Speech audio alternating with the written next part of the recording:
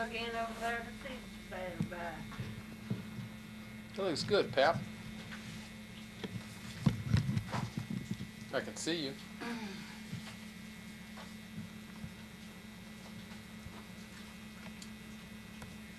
There, and then we get you to tell me a story.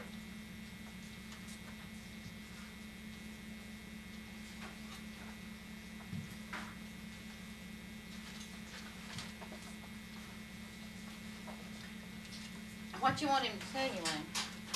Anything. Wayne wants you to tell him a story so he can put it on the tape. Tell him about when you met Mammaw. Oh, Lord. Tell him about when you and Mammaw was courting.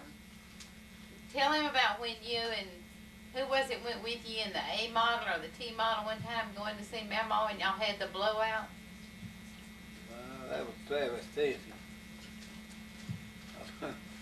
No, if I told him all that, it'd take a pretty good while. Well, tell him anyway. Oh, I'll tell him for it. I ought to have my teeth in them. Go back and bring my teeth in. I can't talk. Watch them all bring them in. Maybe I can talk with them.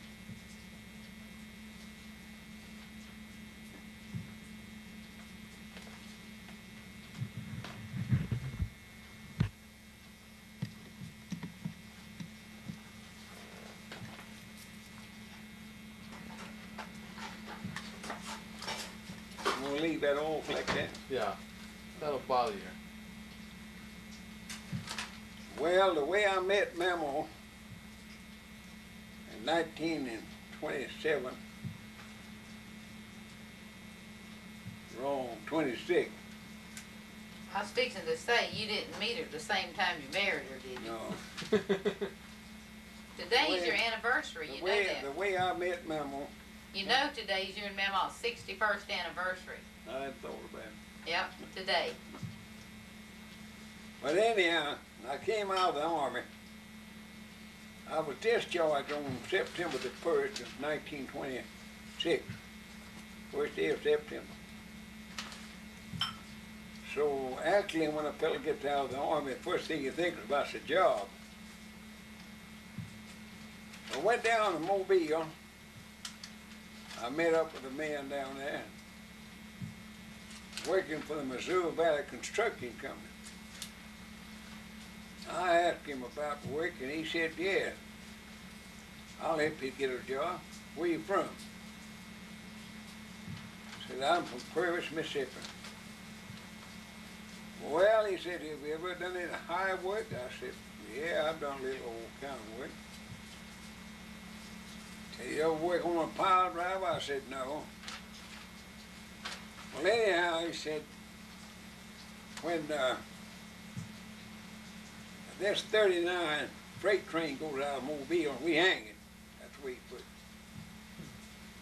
Said, they're not going to put me on because I got a badge, and they're not going to put you on because I ain't going to let them put you on. It's got 16 miles to ride. I went with him. He got me a job. 60 cents an hour. Oh, I said, this is kind of an upper class job. What was he doing? Working on a pile driver. Holy. I was working about 65 feet off the ground. What I was doing, I was what they call a leaderman. They'd rope a pile in about 65 or 80 feet long, pull it up into the lead, and I'd unhook the power block and holler for the hammer, let the hammer come. Let down about a 2,000-pound hammer and then I'd unlatch it. And you have to feel it a little bit, you know, and see if it was sturdy before you hit it the first lick, and then hit it light, real light the first lick. See if it's going to ricochet, what's going to happen. Sometimes it'd go down 20 feet the first lick, but then it got worse and worse, harder and harder.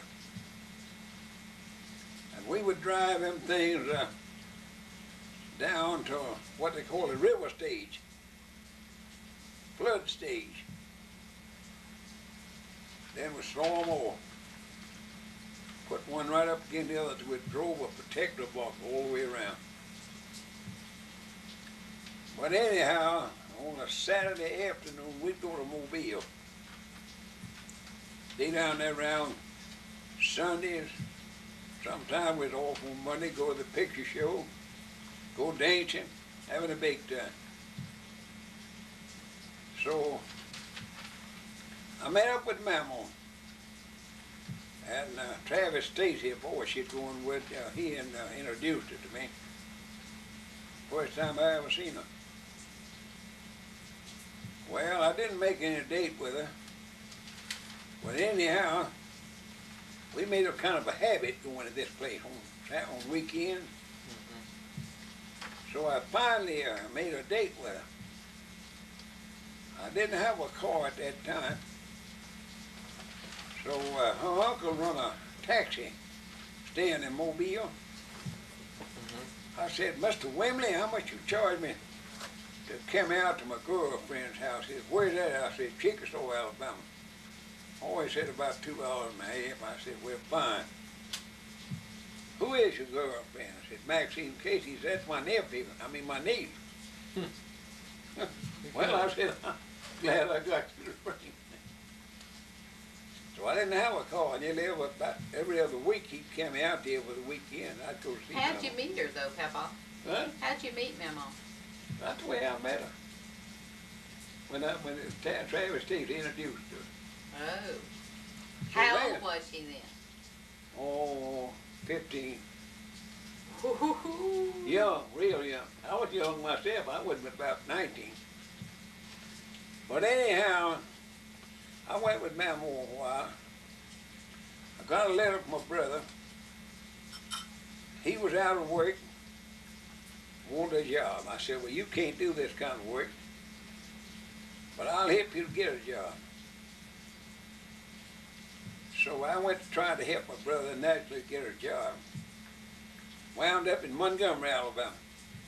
I left the job I had. Still a bad job, high work, working for Oak County Construction Company. Well, I'd write to Mammaw once in a while, but I'd get a letter maybe every 2 or 3 weeks. So I finally wound up back in Mississippi and went to work for the IC Railroad Company. Still a high job, building tanks. Jeez. I like it high job. Why did they like you for those jobs? Huh? Why did they like you for those jobs? Why did they like you for those particular jobs? Well, I don't know, Wayne, because I could climb good back them days, I suppose. Because every time I'd high out on one of them high jobs, they'd put me just as high as they could put me. Is that who you were working for when you fell off the tower? Working for the U.S. Forest Service in. That's so long. That was the second tower that we built when I got knocked over. I didn't go over. So what'd you do after Illinois Central? You see, Wayne, the locomotives used to take water out of what they call a tank. And it was built out of cypress lumber with tongue and groove. If you know what I'm talking about, they had a hook went all the way around. Them things was 30 feet around. 30 feet. Yeah. And they held about 7,000 gallons of water. And they had some big spillways in them, pipe. You could pull a rope, put that thing in a tender of a locomotive engine, and pull that rope and put in about 5,000 gallons of water. Take you about 15 minutes to water that tank up on the engine, about 15 minutes.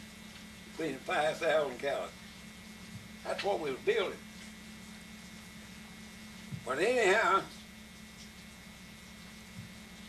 back over here in Mississippi again. My brother caught up with his job over there, and he come back over here. And of course, Mammaw had lost my address. I wasn't writing to nobody. I just quit writing to anybody. But anyhow, Jake got a letter from her. And she finally found where I was, and when she found me, I was staying down at what they call Perkiston, Mississippi. I was boarding down in a bunch of railroad cars, you know, these sleeper cars. Boarded that. Still on the same job. I wasn't off my job. So I went to writing her. And she'd answer every letter I wrote. And I kept telling her, I said, if I ever get any time off, I'm going to come down and see you. So one day, our machine, we had a machine that we used on that stuff, that we'd run that, them threads, we'd cut them threads on them staves, they call it. Right. Broke down. Mr. Scott says, you boys want a day or two off? And I said, yeah, I sure would let you get one. So I hustled up to Hattiesburg, went in the Chevrolet place, no, Ford place. Mr. Kimmons, an old friend of my daddy, he was in there. I said, Mr. Kimmons, how much this car? I said, no, him. And he said, oh, I said, son, you want to buy it on time? I said, no, I don't want to buy it on time. We'll give you a check for it. So that was the first car I ever won was a 1925 T model, and I had red wheels put on it and red top fist tires, and bought a $21 horn for it. And I want to make sure that folks know that was going to happen. How much did you pay for it? $589 cash. Wrote him a check for it. Golly. Put my name down on the bottom of the check. The next morning, you know where I went to see Mammaw? Is that the one you had the blowout on? Yeah. So me and Mammaw went together for a year and a half. Wasn't nothing mentioned about marriage. We just had a good time together. We'd go dancing just like the young folks would do. Go to picture shows, ball games, and whatever. So what your mama was talking about, the blowout, those T models had what they call a clincher rim. They don't build on such straps as that no more. It's a rim that rolls all the way in. And then they went to building what they call a drop center. That took care of that. But that center wasn't low enough to hold that tire on there. And when you get up to speed, they would make it about 35 miles an hour wide open. But anyhow, I got in a sand bed and I whipped around the corner real quick like that on about 35. And that tire pulled off. I know we were getting come up in the air before it busted. Just floated up there and then exploded. Golly. Of course, we all hooped and hollered, you know, that was the funniest thing we ever saw. Did you have a spare? But anyhow, we put another on. I had an extra, we put that extra on. I told him, I said, don't worry about the tire, I'll get it now. So where'd you go from, Huh? how long did you work for IC? How long did you work for IC Railroad? Oh, I worked several years for the IC. So anyhow, when the days were up, I think we had about 3 days off. I come back and went to work. But I still wrote Mammaw. Every week I'd get a letter from it, I'd answer it. Every week it'd come. So I went to writing another bunch of girls, getting letters, and one time I went to the mailbox, I got 5 love letters out at once. And my Aunt Lillian said, you know, said he's pretty popular with women. 5 different women? One of my aunts said, talking about me, said, you know, Yeah. saying he's pretty popular with women. Yeah, 5 different women. But anyhow, after me and Mammaw went together at least a year and a half, I decided I'd go back down there to see her. I quit writing. So I just left that job. I said, the devil, I'm going to go down and see my girlfriend. I can get another job. I went back to Mobile and went to work for J.M. Card Lumber Company. Her brother was working there. Which one? Johnny, when he died. So me and Johnny worked together there about 6 months together, and I was going there all this time. So Christmas, I think, was on a Friday, and we had Saturday off and Sunday off. No, that's wrong. Christmas is on Saturday, and that give us Sunday off, and I asked my boss man to let me have Monday off, and he did. So I said to Mammaw, I said, you know, while we're off today is a good time to go to Mobile and get married. She said, yeah, that's right. That's right out of the blue sky, you know. Holy mackerel. So, one of her girlfriends, that Glennie Courtney, oh, she said, I wish me and Buck was that far along. She said, we'd like to get married. And I said, well, y'all can come along with us for witness. Oh, yes, you just take a day. You know, Alabama's always had a tight law on marriage. You got to have a physical test, buy your license, have a thorough examination, or you never even talk to them at all. But anyhow, we got down there. The doctor figured that we was going to both get married. We said, we told him that. And he said, when I got my certificate, he said, who's next? And I said, give this fellow over here. Talking about Buck Gaskins. I said, give him a examination. He went on in and that. He didn't have no money now. I said, how much is it? They charged $3. He said, $6. I said, okay. I had money down in the Commercial National Bank, just like I got here. I wrote him a check. Well, let's go down to the clerk's office and get the license. We all went down that laughing told. Drove a streetcar, though. Travel kind of curious back in the day. Got off in the streetcar out in front of the courthouse. Went inside and got our license. I said, come to think about it, who's going to marry us? He said, I don't know. Well, I said, high time we was finding out. So I went in there and I asked, seemed like there wasn't many people around the courthouse for some reason, I don't know why. And it said, Judge Price Williams said, he'll marry y'all. Go in the office and that. So I bounced in there. He said, yes. He said, are you all ready? He said, is this the party? I said, yes, sir, this is the party. Well, he said, okay. He said, just come right in. So we all went in. Sat down over there on some chairs. And he married me and Mammaw first. He joined us together first, and then he got the other couple, Buck and Glennie. I never will forget them. I haven't seen them since that day, but I think one of them dead. The other one I think still existed. But anyhow, we got married. And when the judge was looking, I thought we was blowed up one time. He stopped.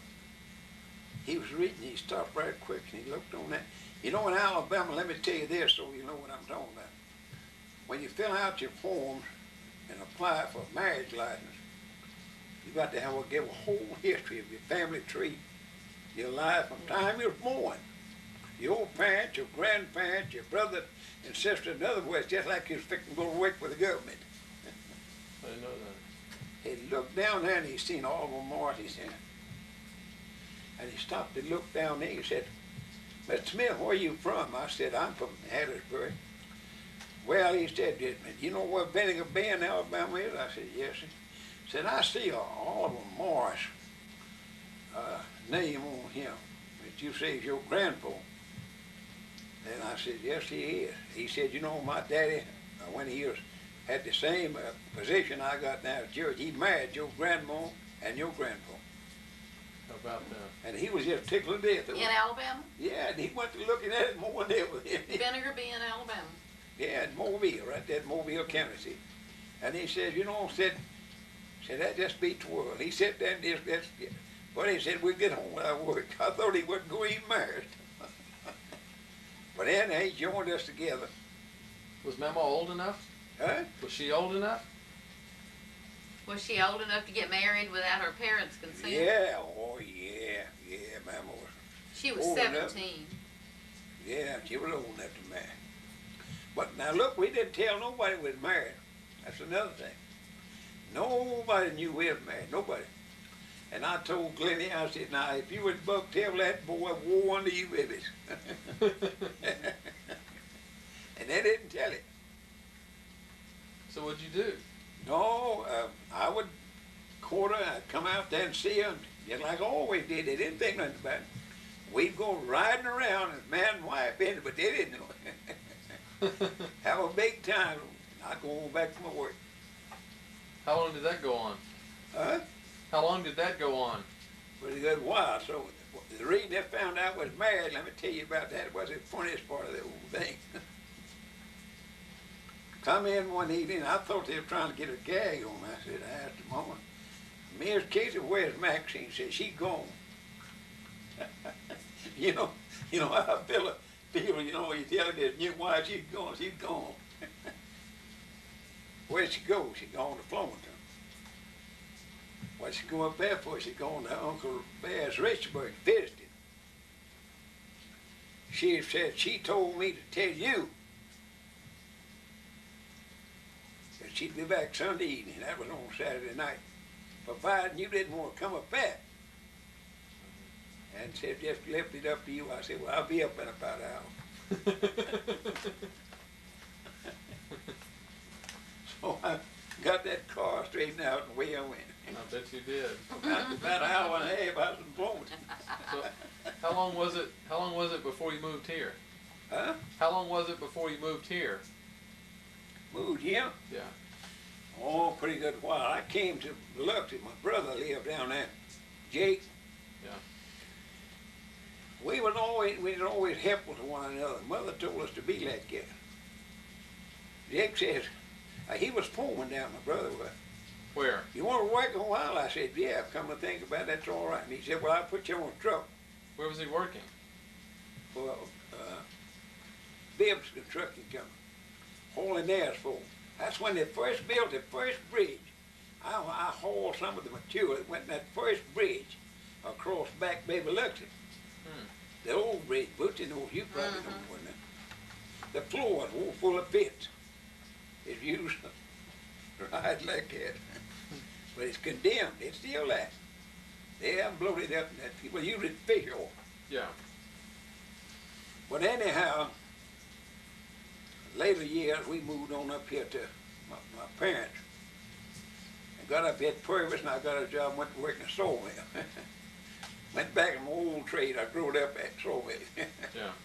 Well, Papa, when you left the old Shepherd place,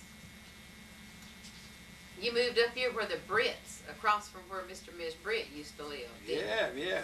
And that's where you were living when you were building the house, the first house over here. Right. Well, But that was after all that sawmill had died. oh yeah. You know, in 1935, on April, about the 18th day of April of 1935, I started building that house over there, old time house, 35. Well, I put a little on it. I was living up on top of the hill up yonder. That's where Barbat was born. Mammaw said, when we going to move down to the new house? I said, just quick as I can get it ready. And I'd go out then on my job and work for the Forest Service all day, and I'd come home and work half the night on that house. I was determined to get it ready. We moved down there. How much did you pay for that 40 acres of land over there, Papa, that first 40? Well, let me see. Let me get straight on that minute now. I believe $125. I thought it was $25. No. There was $125 for the first one and $250 for the second. $125 for that on that side of the road and $250 for this old this side. Well, then what it says on your deed is not what you paid for it then. I don't know what the deed said. It said 1940, that last report, 1940. Yeah. First one was bought 1936. Well, let me ask you something. When you wrestled the bear down at Brooklyn, was that after you moved into the new house or before? After. Was it after you moved into the new house? Now, when I wrestled that bear, no, wait a minute. No, I'm wrong there. No, that's not right. It was the same year that I moved into the place up there where I was living before I moved to the new house. In other words, I lived at the old Shepherd place where you were born in 1930, 31, 32, 33, and 34. In 35, I started over here. In 36, boy, I was born. Mm-hmm. That's right. But Then I moved down here, see, yeah. after she was born. Yeah, but you were already living in this house when you wrestled the bear, wasn't you? Oh, yeah. Yeah, I was already living there, yeah. What year was that? Tell Wayne about that. He didn't get to hear about it. That's the same, yeah, 36 is when all that happened.